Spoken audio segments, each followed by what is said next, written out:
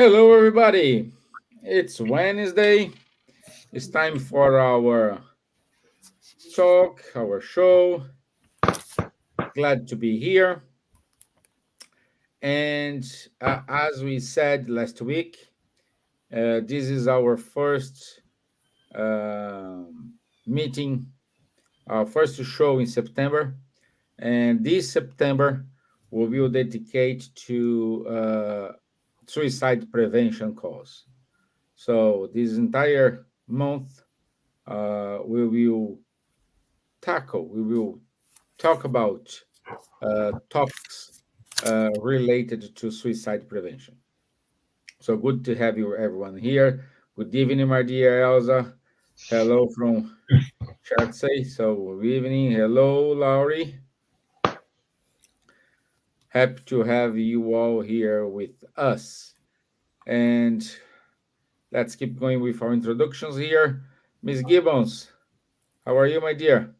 I'm very well, thank you. Good evening, Stevan. Good evening, Charles, and everyone that be watching us today and maybe a later date.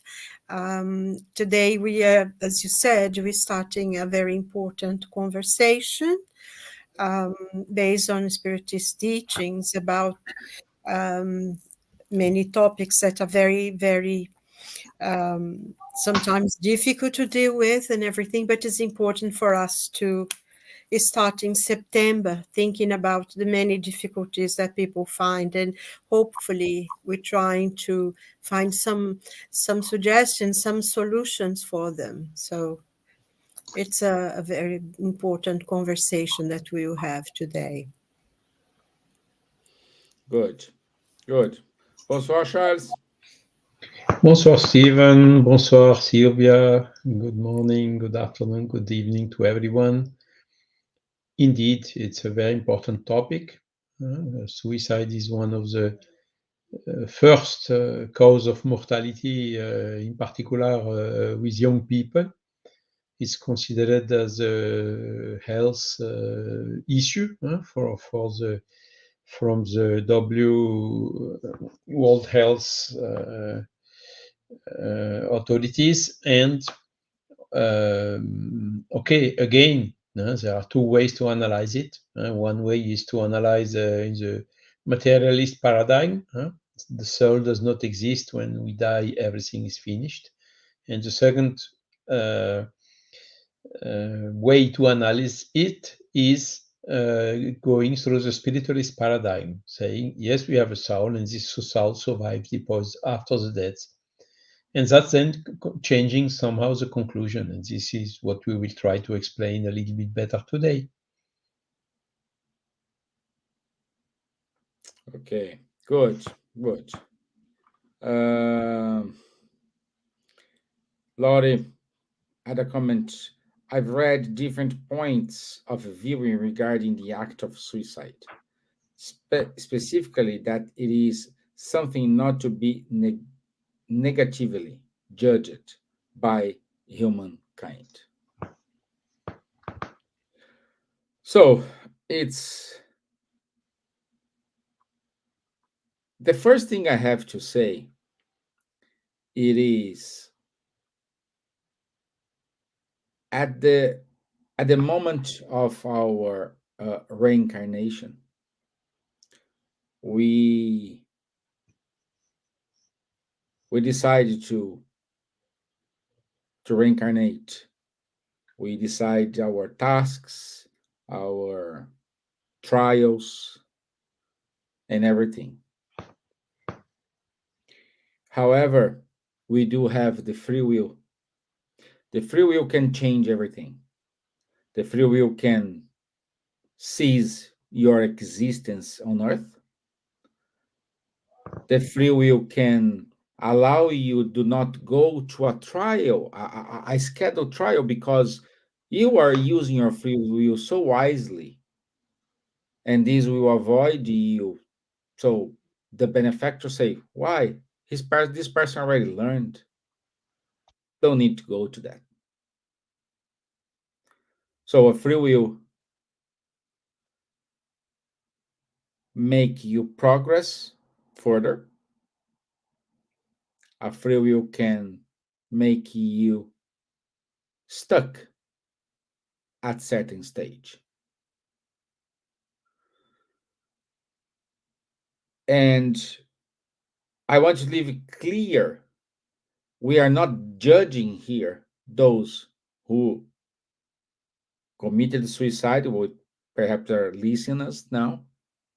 There is no judgment here. We are only point out from a spiritist view what it is a suicide.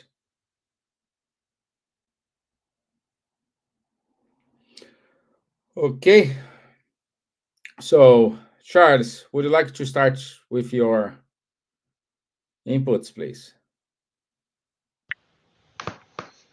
Yes, indeed. I think you told it, Stevan. Laurie is right. We should not judge. Jesus told, do not judge so that you are not judged yourself. Nevertheless, we have to analyze all the aspects of the suicide. Is it positive? Is it negative? What is the result seen from the spiritualist paradigm? Again, suicide generally, the people which are going to suicide are in a kind of a desperate situation, and they want to finish not with their life but with the suffering or with the causes of this big desperations they are suffering. Okay. The concept generally is okay through generally no through the materialist paradigm is when we die everything is finished. There is nothing surviving after the death. Through the spiritualist paradigm, it's different. We have a soul. This soul is immortal. Mortal is only the physical body. And when we die, or for instance, commit a suicide, we are killing the body, but our soul continues living. Okay. So the question is, okay, if everything is not finished, what happens with the soul after a suicide? And since quite some time now, more than 160 years, this has been done by several people, starting from Allan Kardec, receiving spontaneous communications from people, spirits who committed suicide and who came to explain what happened with their soul after the suicide. And when we take Kardec's literature, what we can see is, of course, all the conditions pushing this person to commit the suicide, all of this what we know when alive.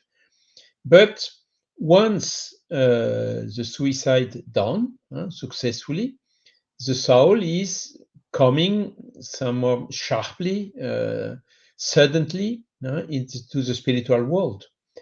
And what the spirits are telling, it's their suffering does not stop immediately after the suicide. At the opposite, they are increasing one more trauma to all the difficulties they had before.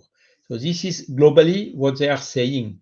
There are some variants and so on, some circumstances which are, how to say, more or less favorable. For instance, some person who has a mental disease and who commits suicide without knowing what it is doing has not the same consequences and the same responsibility as someone who committed a suicide after a lot of reflections and absolutely consciently. Okay, but the thing is, most of them, they regret having done the suicide. As difficult as could be the situation pushing them to commit a suicide, they even so say, I should have resisted, I should have asked for help, I should have made all what I could in order to avoid the suicide. And indeed, when we look to the numbers today, there are more deaths caused by suicide than deaths caused by wars and murders, one summed to the other. Okay, so it's really, as I told, from the WHO, considered as a health problem. And when analyzing the suicides, it seems clear that most of the suicide, 90%, can be avoided. How? Simply by detecting upfront from the numerous signs that a person is suffering, is desperate, or is thinking about committing suicide, because generally they talk about it. And if we can bring to this person some help, some hope, meaning of life, whatever, 90% of the suicide can be avoided. So these are basically the facts. The Spiritist body of knowledge is bringing all these explanations, the survival of the soul, so, and not that the soul continues, particularly if the reason for the suicide was some moral problems, some spiritual problems. You do not stop them by suicide because the soul is surviving. Okay, so these are facts, and we as spiritists, we do not judge or we do not condemn. We do not, as we can see, for instance, in some churches, they refuse to make ceremonies or burials for people who committed suicide. There is this type of things is also completely wrong. The position of the Spiritist body of knowledge is, let's do whatever we can in order to give this person an alternative solution to avoid the suicide, because suicide is, for the majority, big majority, if not all the cases, the people who committed it are regretting, they regret it later on. Interesting, there are also some people who tried to commit suicide, but luckily they failed. There is a story of a man who jumped, I don't know if it was the Bay Bridge or whichever bridge in California. He pulled above the bridge and fall down the water, which was several, I don't know, more than 100 meters below. But luckily, he fell into the water, did not die through the impact. And there was a ship nearby who could, when he came back to the surface, help him to avoid dying. And this person is today running around the world, making speeches and conferences and lectures, saying, you cannot imagine, the second which I loosed myself from the bridge, I was already regretting having done that. And he survived and now can explain all this to the other people in order to help in the prevention of suicide. So yes, Laurie, you are right. We should not condemn neither the person who did it, nor the family, nor whatever. We should help. We should do whatever we can to help and to try to prevent. And there are several means to prevent, but I will leave this for next questions. Good. Thank you, my friend. Ms. Gibbons, your introduction, please. So I didn't quite get what you said. No, your introduction, please. Oh, wow. I think Charles gave a really good explanation how, as a spiritist, we see it. And I think one of the points that Charles emphasized, and it is, as a spiritist, we not condemn anybody. It's not up to us to judge anyone. We don't know what's in the person's heart. But we do have a lot of explanations. And it is a question of free will, when people will do, what they want to do. And I think one of the basic principles of Spiritism is that nothing is forbidden. You can do, you have a free will, and you can act on your free will the way you want to, and in any way you feel that you want to. But on the other hand, you have to be prepared for the consequences of what you do, because there is a law of cause and effect. And I think this is very important for us to understand. That's not God's judgment, it's not God's punishment. It's only the consequences of our own actions, and our own conscience will judge us. As Charles pointed out as well, many literature that we have, many explanation that the spirits brought to us through the studies of Kardec, and also in the many studies that have been carried out, throughout Spiritism and the development of completing a lot of what is in the basic books. Most times, those who have decided to take their own lives will regret it.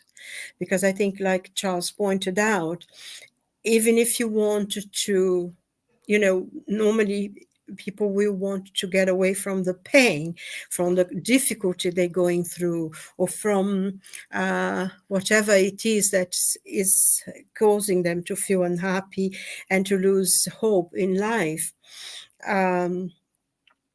But we, oh, you know, we have to say that we will have to be responsible for the consequences, because we do not die. Only the physical body is destroyed.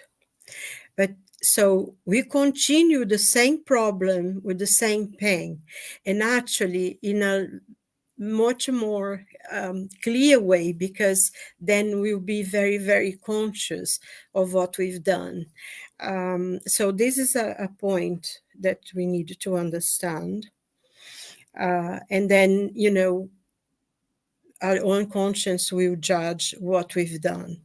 We can't run away from ourselves ever, because we will face ourselves, later on. And also the consequence of destroying your life, which is the only thing that we really, really, it's something that is a very painful thing for the soul, the destruction of life. Because life is so precious, it's so difficult, actually. We may think that it's easy to reincarnate, but it's not. There are lots and lots and lots of spirit in the spiritual world awaiting the opportunity to be reincarnated, so we can readdress some of the wrongs we made in the past, so we can allow a spirit to progress and to learn. So this is, it does come with a lot of consequences for the spirit. And also, we cannot deny that whatever way the body was destroyed, the spiritual body will keep the memory of it. And it's quite possible that in another incarnation, the person will be born with many marks and consequences of what the taking of their lives caused to their spirit. And some of them will even ask for it. So I think, it is a very difficult thing. There is no judgment. On the contrary, I mean, our heart goes out to anyone who is out there feeling that, life is not worth living, and we pray for them to really stop one moment and, try to find something good, ask for help, go out, try to find someone to talk to. And I think this is very important, because sometimes we feel that no one suffers the way we suffer. No one knows what we're going through. And I think because we start thinking about that, and when in reality, many people go through quite a lot of pain and difficulties. And when we talk to them and they are able to tell us, sometimes what they've been through, it's a lot worse than what we go through ourselves. Also, I think it's very important, because it is frightening. It's really frightening, the number of people who take this road.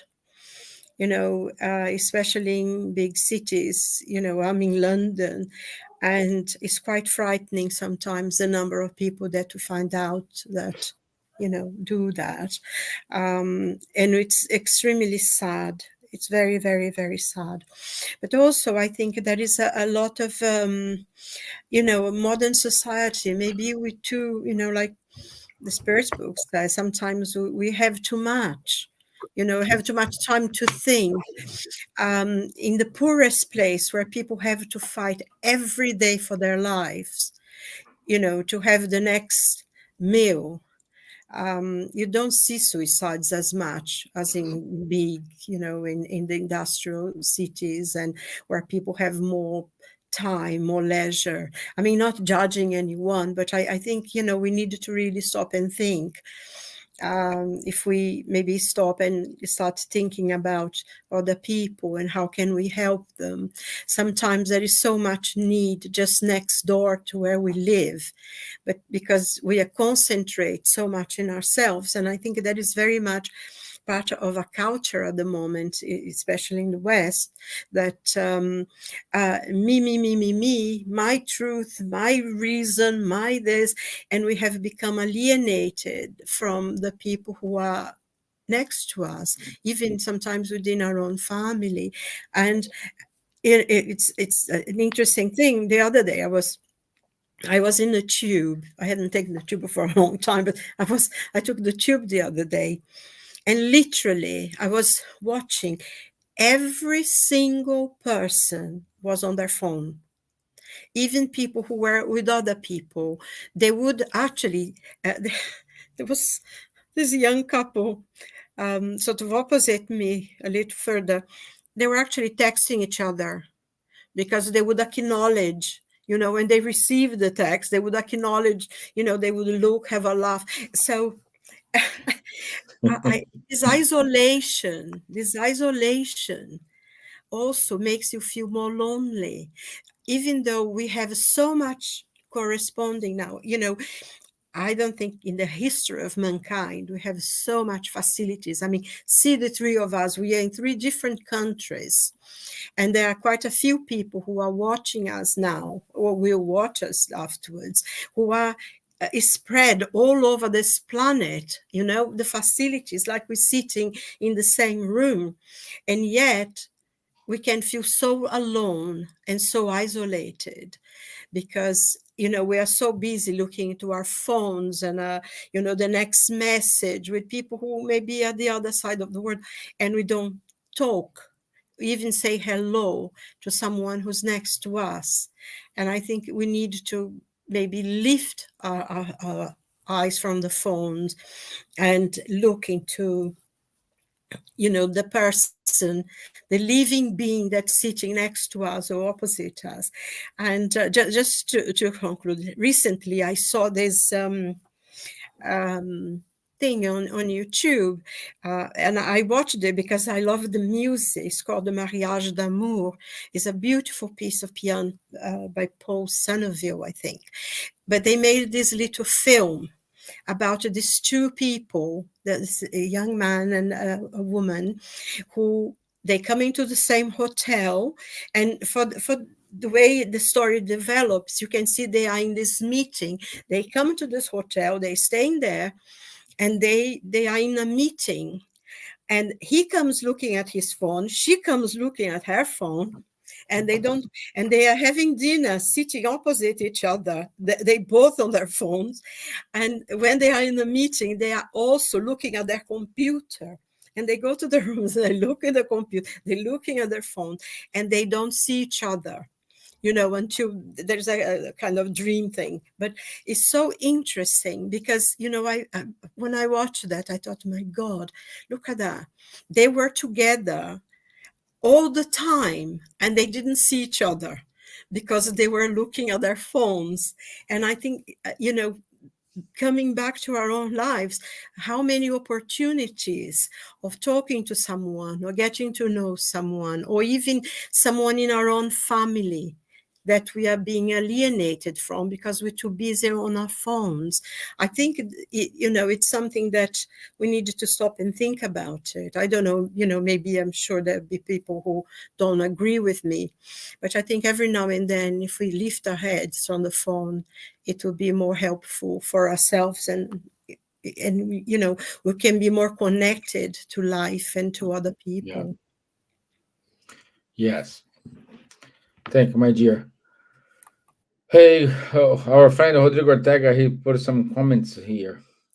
The only thing which belongs effectively to us is our will. Everything else is solidary to others. Our existence is connected to a net of people who are depending on us emotionally and physically. Completely agree, my friend. Quitting our life is an act which prevents not only us from having our needed experience, but also others. That's a good point for today's topic, Rodrigo. Consequences should exist for us to learn how to value the incarnation experience to ourselves and also for the sake of everyone surrounding us.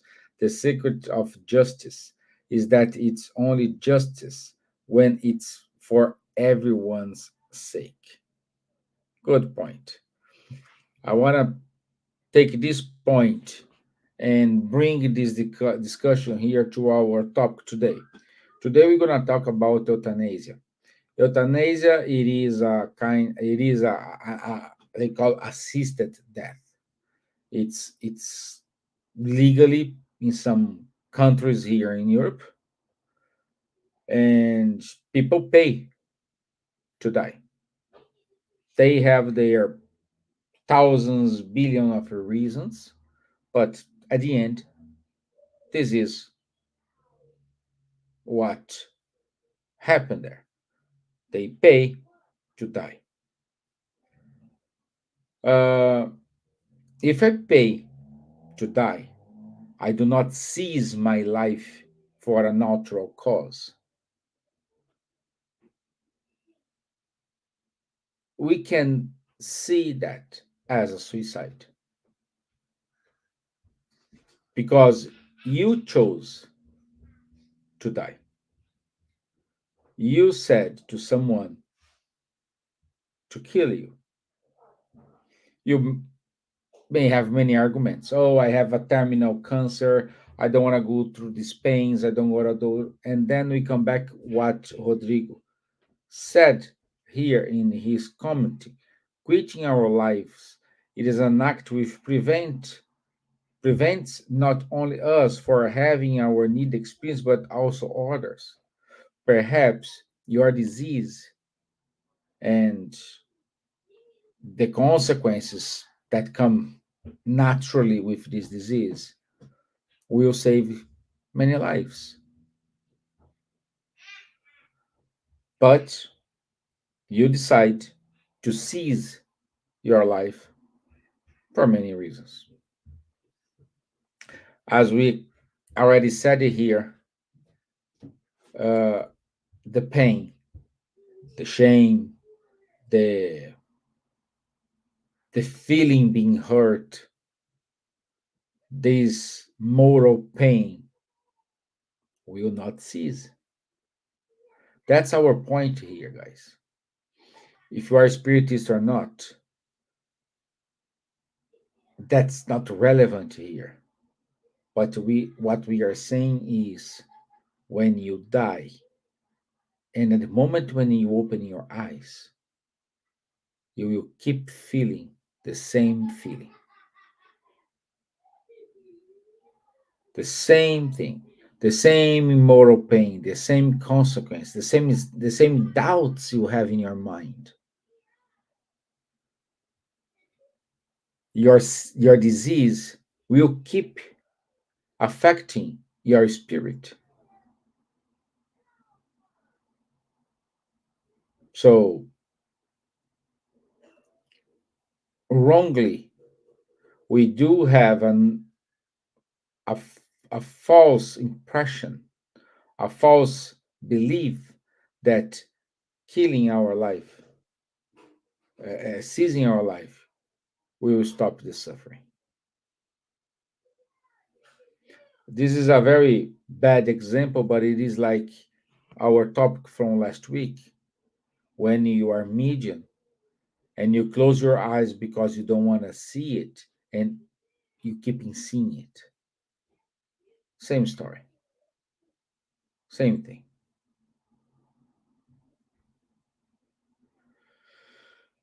Charles, about euthanasia, we do have some movies that talk about this topic here. I think as I know that the last movie handle this topic is the Me Before You, and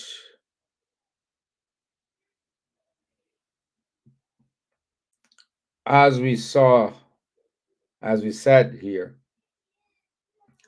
when someone decides to go to this procedure here, they just think about themselves, or they are thinking about the others. Oh, I will do this because I don't want my family keep busy taking care of me. I'll be a numb person on a bed, or this is an act of selfishness, saying, okay, it's my decision, I want to do it. What's your view? What you can say about us about this? I think it's case by case. You have all the different cases which are possible.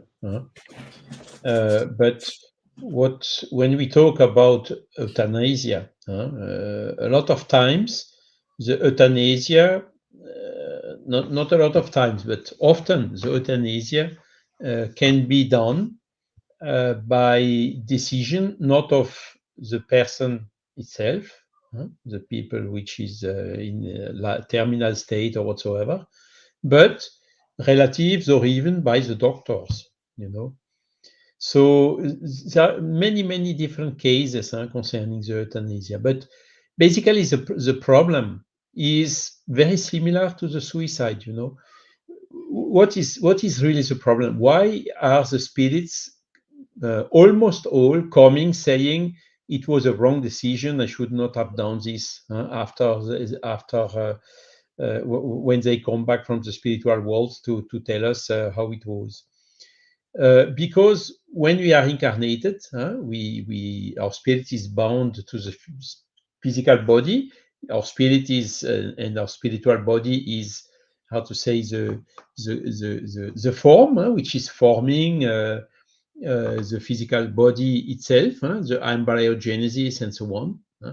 And we receive also a kind of we receive some fuel in a fuel tank, like a car, for a given journey, a given distance, for a certain duration of life. This fuel is what we call the vital fluid.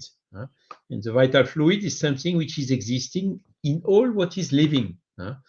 The spirits, once discarnated, they don't have vital fluid anymore. Vital fluid is only useful when there is material life in a material body, or even the plants or the animals or whatever. Everything which is living has some quantity of vital fluid. So this quantity of vital fluid is foreseen for a given journey. For instance, 85 years.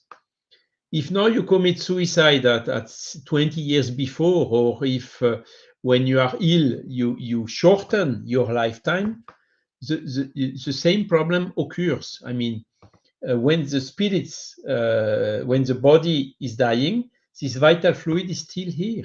And this is Yeah. jeopardizing the separation of the spirit, has difficulties to separate from its physical body because of this rest of vital fluid that was not consumed. What is the natural death? Natural death is, okay, the vital fluid is finished, and like a candle, when there is no more wax, the candle is say the flame is turning off alone. This is a natural death. But if you anticipate the death either by suicide or by euthanasia, you still have this remaining quantity of vital fluid, which is creating difficulties to the spirit to disengage or to separate from his physical body. And that's basically the issue. Now, more specifically about the motivations for euthanasia, some people, yes, I do not want to be a burden to anyone. It can even come from a positive sentiment you need, but sometimes it's I don't want to be dependent. Or it can have also some component of selfishness, as you have told. All these cases are existing, but it's a case by case. To give another example is the example of my mother. So she was really also in terminal state. She had a general infection. All the analyses were showing that the time of life was very limited and so on. And my sister, which does not share exactly the same belief as me, she engaged with physicians a process of shortening the life. And in France, euthanasia is not allowed, but what is allowed is you give morphine to reduce the pain. So this is legitimate. Medicine should do whatever is possible to alleviate the pain or the suffering that the people are feeling. But also, what's the name of this other component? Sedatives. Is it the right word in English, Silvia? Sedatives? Yes, okay. So the sedative, and then they go increasing the doses until it gets lethal and the person is dying as per the opinion of which is prevailing here, dying in a good way, because that's the root of the word euthanasia. Is good, euthanasia is death, so to have a good death. But the real meaning is to shorten the lifetime and to anticipate the death. And so when I came, I saw that. I didn't know. I just look on my cell phone. What is this product? These chemical names or whatever. I understood what happened, but it was already engaged. And in those times, very difficult. I did not want to make a scandal or to call stop this immediately, whatever. Well, it was like it was, and I would not have agreed with that, but when the decision was taken, unfortunately, I wasn't there. So my mother survived still half a day and died the next day. She would have died anyhow because of this general infection she had. And a couple of weeks or maybe months later, she came and told, hey, it was too quick. I'm still in a confusion. She was very clear saying this. She would have preferred to stay conscient and to be able to exchange with us. She said also, I was not feeling pain. I was not suffering. It was not needed to impose that to me. So she had really the feeling that she has been pushed out of her physical body too quickly, you see. So we should listen to the spirits. And here in France, what we can do is what we call directive anticipée. So you can now, when you are valid and you have a second chapter, you can confirm or not. Once you know that you have a disease that will leave you to death, you can write what you want and what you don't want. You can write your wishes. And I wrote there very clearly, to alleviate the pain, I agree, what is necessary, but high dose of sedative and so on, I don't want. I just ask you, please let to my spirit the necessary time to disengage naturally from my physical body. So it's the only thing I'm asking. I paid health insurance all my life. I am even ready to pay more, but don't do that to me. I refuse that. And this is as per the experience of my mother and confirmed by a lot of other spirits who passed through these phases. And what is extremely important, when some people are in terminal state, sometimes, and quite often, by the way, there are some extraordinary things happening, these moments of lucidity just before dying. This is much more frequent than what we think. But if you take high dose sedative, you annihilate that. You cannot have that anymore. I saw it with my mother. She was not conscious anymore. Why? Because of the sedatives. But some people, for instance, there are examples which are reported of people who had severe Alzheimer disease. They could not even recognize the people. They could not even talk anymore. A couple of minutes or hours before dying, they recognized the people, the beloved one which were close to them, and could talk in a way that since 10 years they couldn't talk anymore due to the Alzheimer disease. These last moments of lucidity are something extraordinary, and it has a vital importance for the spirits which is leaving this world in order to say bye bye at least to the beloved ones, and or sometimes to forgive to someone or to hear someone forgiving us. These type of moments are of extreme importance for the soul, not only for the person which is staying, but also for the much for the person which is leaving, for the spirit which is leaving. And this is something that we should consider. So definitively, the Spiritist body of knowledge point of view, which is, by the way, confirmed by the Spiritist Medical Association, is we should prefer to have palliative cares than to practice euthanasia. And also, we should not shorten the life.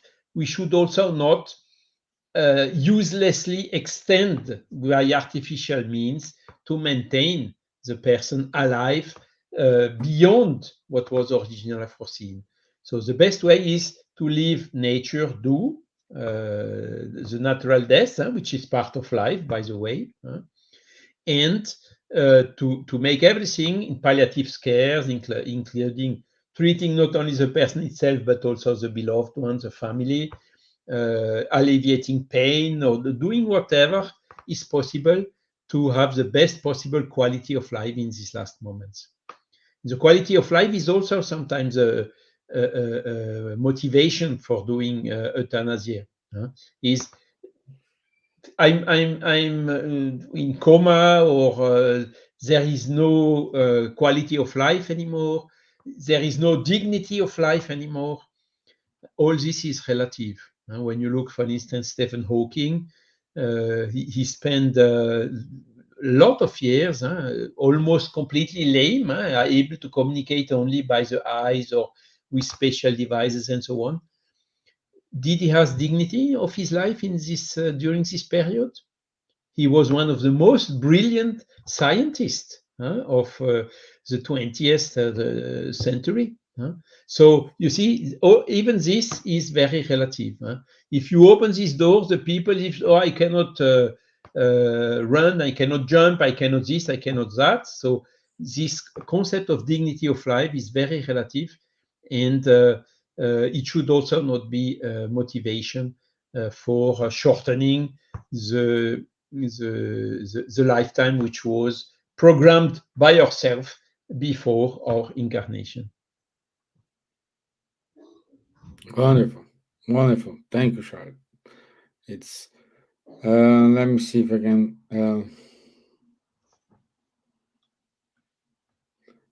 Laurie, however, I will be clear to state I have not the answer to any of these. I am still a student continuing to learn what is the purpose of being human. This conversation would be so interesting if it were eventually to include someone who has spent considerable time working in hospice. The perspective on myriad of experiences would be enlightening. Yes, Laurie, we are working on this. We will have some guests along the next And there are, shows. I mean, in the Spiritist Medical Association, you have people, doctors, physicians, working in palliative care services of hospitals. So yes, indeed, there are, and what I said just now is inspired from several lectures we had through this Spiritist Medical Association on this same subject. Because I'm not physician myself. I'm engineer, but I mean, what they say is makes so much sense that okay, I tried even so to transmit at least the fundamentals to you. Yeah, yeah. And you, my dear Silvia, um, if this video here falls in the lap of someone who is thinking about um, the euthanasia, I just need to euthanasia. It is not just when you pay someone, pay a clinic to make a decision. Euthanasia is like when you give up and say, "Oh, I won't take this medicine. I want to do this. I don't care." And Assisted you, suicide. Huh? yeah. So this is also euthanasia. But my dear Silva, go back to the question. If this video falls in a lap on a lap of someone who is thinking, who is considering to go to this path, what you would say? Well, this is, going back to, we cannot judge and you cannot decide for other people. But for what we learn, and I think one point that Charles made, which is extremely important, and we see this again and again working, studying the teachings of Spiritism, but also in our mediumship work, when sometimes spirits will come. Um, like I remember very clear someone who came, and there was a kind of euthanasia because the family claimed that the person was suffering too much, and it was something similar to what happened to Charles' mother. But the person, when the spirit came and said that deep down in their hearts they wanted her money, they want her to die quicker because they want to have the inheritance. And I think sometimes, the people don't realize, they seem to be, oh, yes, we care, we don't want her to suffer. But deep down inside, and the spirit will know. So it was a source of great unhappiness to that person who, because, the real reason.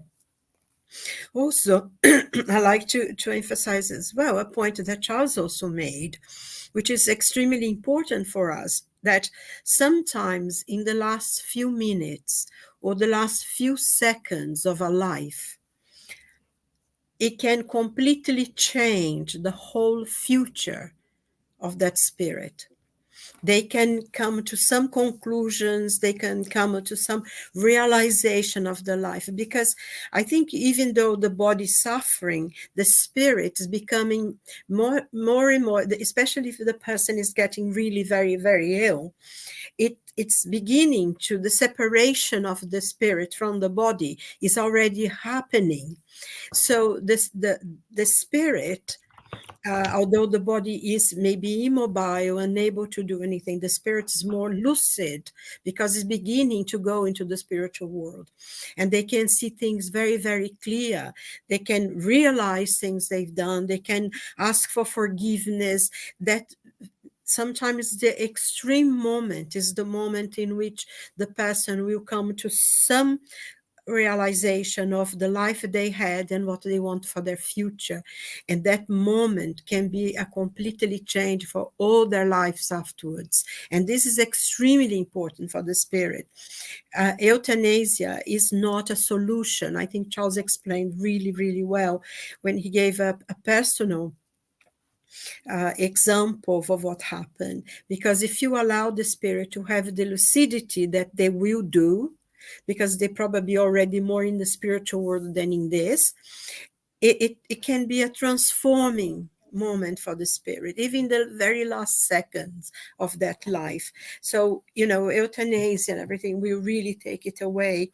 And I know that I am so glad that here in England we still haven't voted for this nightmare. People, always go against it, but there was lots of campaigns going on here. And they showed, a person who decided, because they were going to be very ill. Well, actually, it was more than one. They had this program on the BBC. And they two people actually allowed them to be filmed. So they follow them with their family and everything. It's the most horrendous thing. I watched it, and I, like 3 or 4 days afterwards, I couldn't sleep properly. I just had so much sadness in me because I could not imagine such a horrible death. Because the person actually has to take the thing themselves and they need to leave. So they die on their own, and it's extremely sad, extremely sad. So I think if someone would think about it, don't do it. You don't have to listen to me, go by yourself, what you decide. But honestly, that's not the best time, the best thing to do. And also, I think one of the things as well is that we talk very much with the body, what's happening here. We don't see the consequence of this spirit arriving in the spiritual world. And, maybe realizing it. And I know someone who actually afterwards came and gave a message that she regretted terribly because she had only another hour to live. And because of that, because she sped up, because, she didn't want to suffer, and she was going to die anyway, and she decided to accept what the doctors had suggested. And then, she realized that she had only an hour to live. And peacefully, would just go peacefully. And whereas having had that, she went into the spiritual world as a suicide. And that's what we don't realize, because euthanasia, if it's the choice of the person, is a suicide. And I'm sorry to say it, but that's how it is called. And the person who give the medicine and the things that give to them to speed up that life, the end of that life, is a murderer.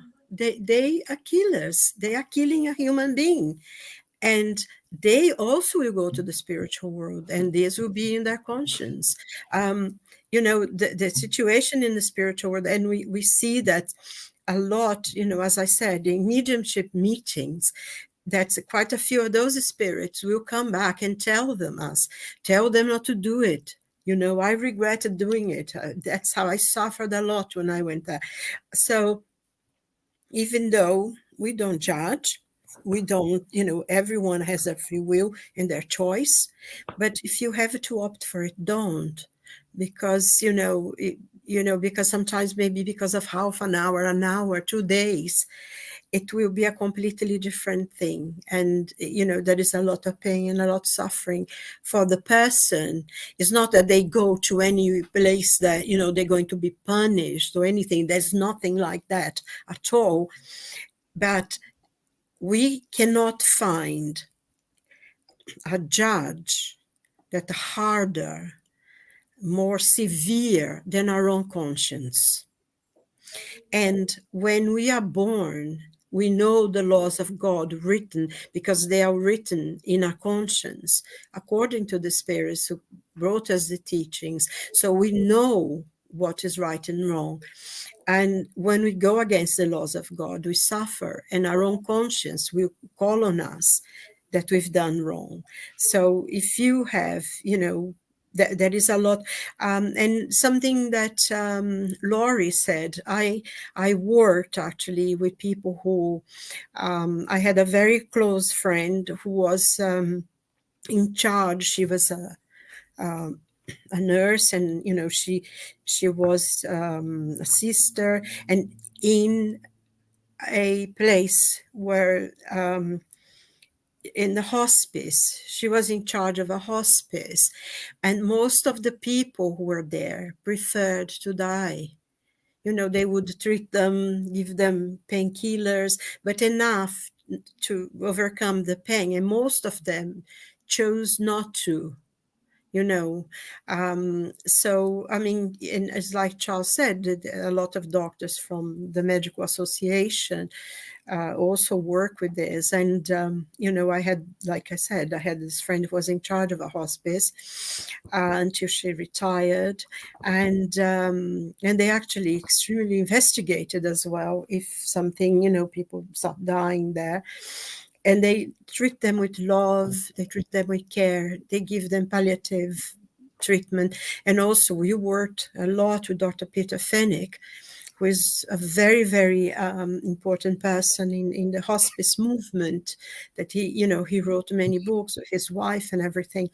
And always, the choice of the person really is not to go deep, deep down.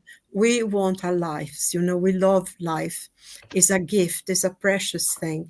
So I think if we treat people with love and help them through, I think they would rather go peacefully with lucidity.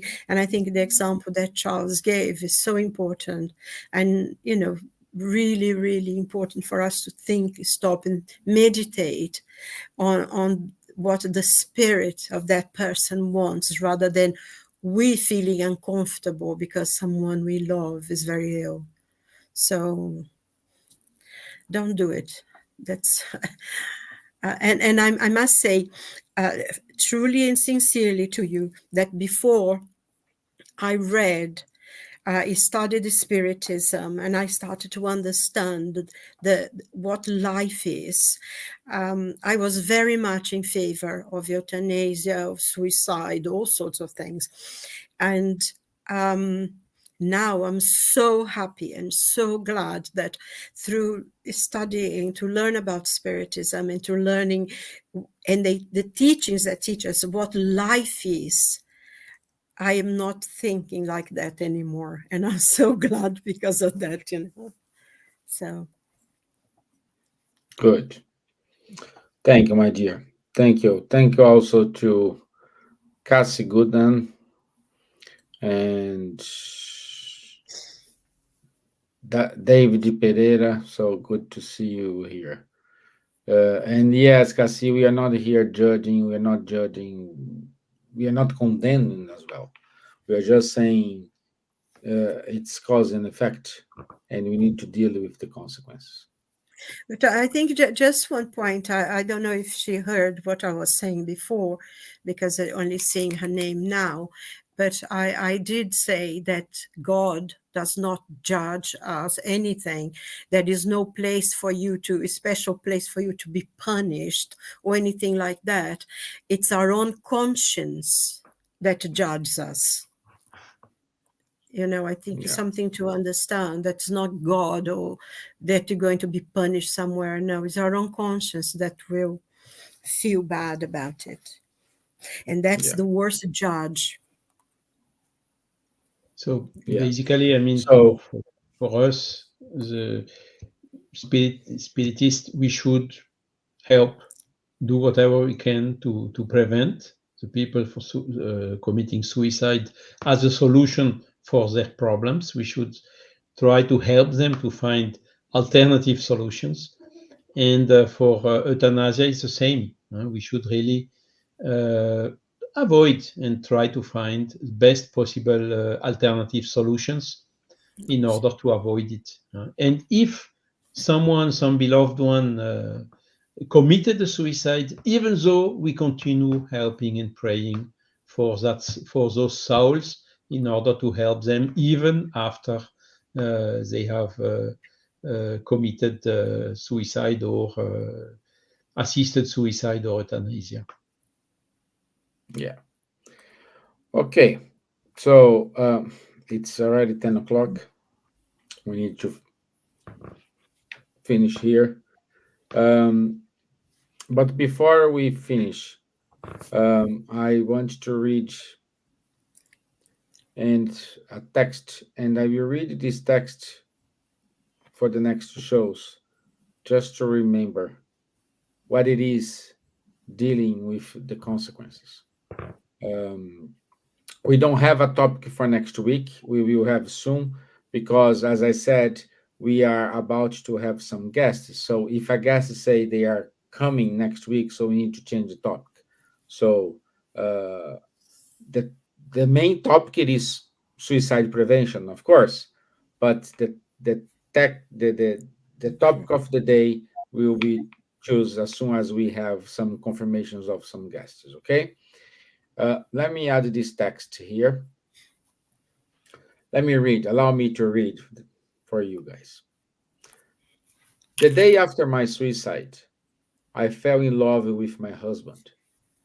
When I saw him in my room, crying and holding on my blood stained shirt, and photographs of me scattered all around him, I saw so much love in his eyes. The day after my suicide, I felt how much my parents loved me, even though they were often hard on me.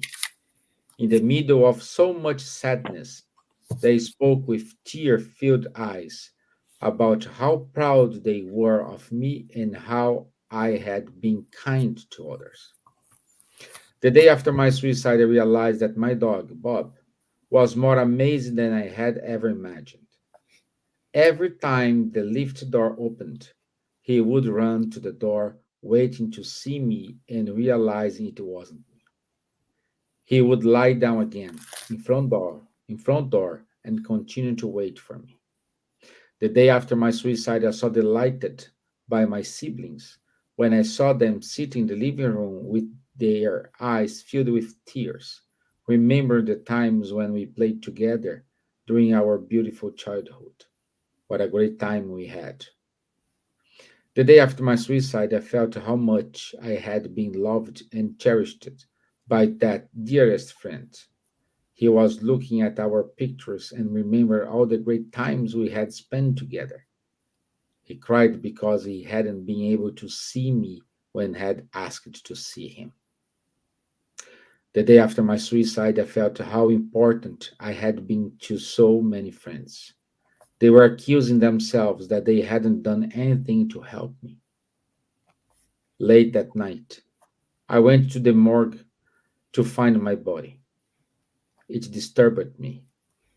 I looked at myself and said, we had so many dreams, so many loves, so many people still to meet, so many people who loved us, and yet we threw it all away.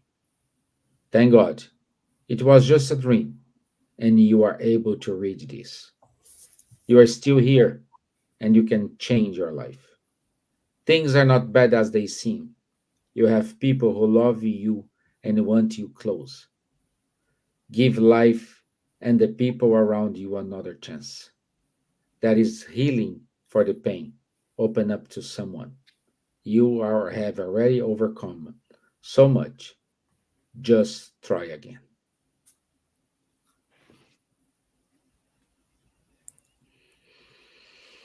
So, It's very touching, isn't it? thank you. Thank you, my friends. As always, it's a pleasure to share this moment with you all. Also with Laurie, Cassie, our dear Elsa, David Pereira. Thank you so much for our friend Rodrigo Ortega. So let me see who more here. Patrocínio José Amariz Chinca. So thank you. Thank you for being here. Spread the word because that is hope at the end. I'll see you next Wednesday. Stay tuned and God bless you all. Thank you. God bless. Good night. God bless everyone. Keep safe.